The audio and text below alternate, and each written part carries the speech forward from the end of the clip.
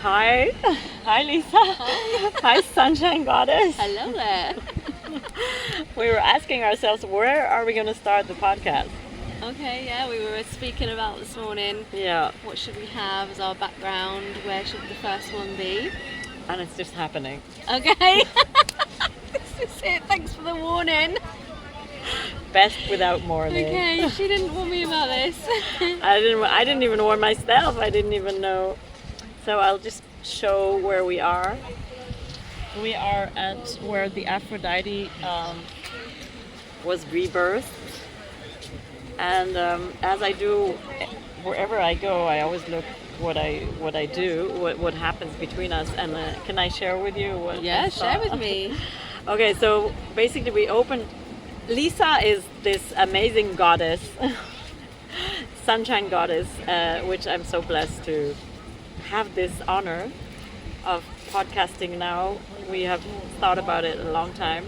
I see on your leg the two hearts, and that really fits. I put that on today. She put that on today, so perfect. We are two big hearts, wanting to share all this with more hearts, and Lisa will tell you soon about your idea of the sunshine goddess. She came up with the name. But what I saw as a beginning, I just want to say, we opened a white vortex, and then we started, since you arrived yesterday, I saw us with white flowers. We did, yeah, we had photos. We have photos of that. So the white flowers were around us, and now this vortex was throwing out white flowers. We covered this whole area with white flowers. And and I could see this is a place now for women to come and feel that they really are goddess, to take back their power as the goddess. Well, couldn't think of a better place. Aphrodite. She's raging today, by the way. The seas are very rough. I feel like she's a little bit annoyed. Why do you think so? I think there's been a lot going on with the full moon last week. Like what? What do you know? I'll say what I know after you. I just feel like old wounds have been coming to the surface in the last 10 days. Yeah. And I mean really old wounds, like inner child wounds, but they've been reflected in the relationships that we've been having with men. Absolutely. We haven't really, I mean, we have talked about what we're going through, but for me as well, like in my relationship, I had to upgrade. I had to see how I was not really being honest about what my needs are. I wanted a sacred couple and a solar sacred couple and with no other energies, but I haven't put it out there, and that's backlashing, we can say, into my face right now. I created a not sacred couple, which involved many other energies, and coming out of this couple is really tough. Letting go of this old. What are you as somebody who's also been through different stories like that, what are your advice on letting go? Okay. Yeah, how do you let go of this attachment to the masculine that's so persistent? So it's super hard, but you've just got to realize that if you don't let it go, then it's just going to consume you forever. Tell me about it. Mm-hmm. And it will manifest physically as well as emotionally. Yeah. So how did you let go? Well, I came to Cyprus. You know that story. Right. It took a long time though, and I'm still letting go of the attachments that the recent relationships have opened from my childhood. I think it goes further back. I saw a quote this morning, or I might have seen it yesterday. It said, if you don't heal your childhood, that will be reflected in your relationships. Yeah, I mean, that's what I do. I heal the inner child, and that is so true. Everything started there.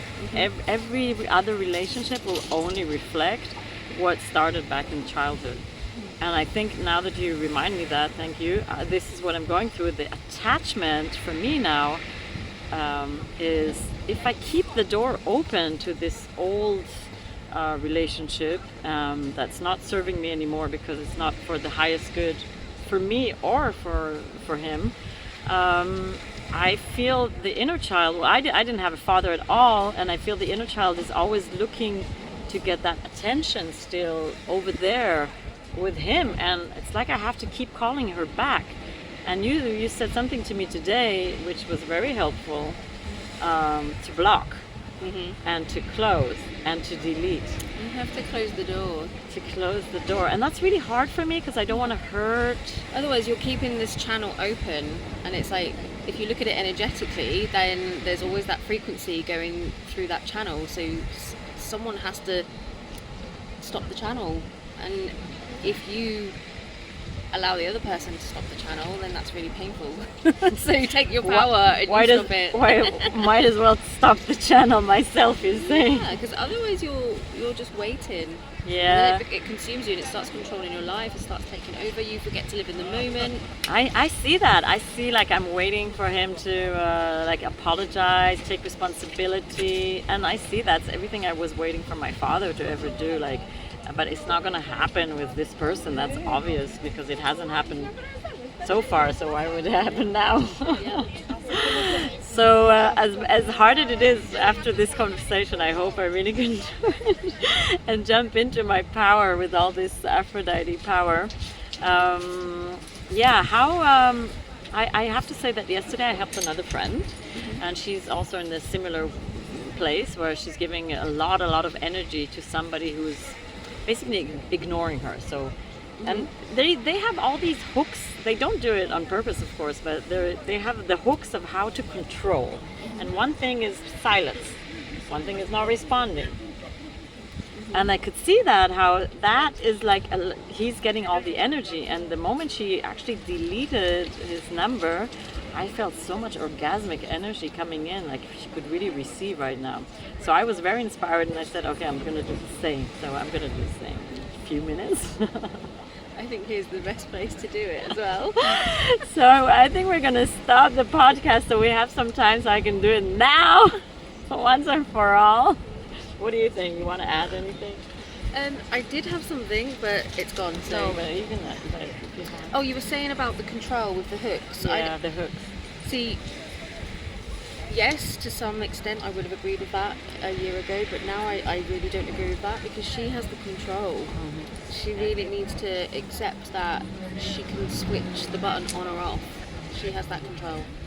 Okay, I'm receiving that energetically because you did shift my being. I could feel it in my body. Like when you said that, something shifted.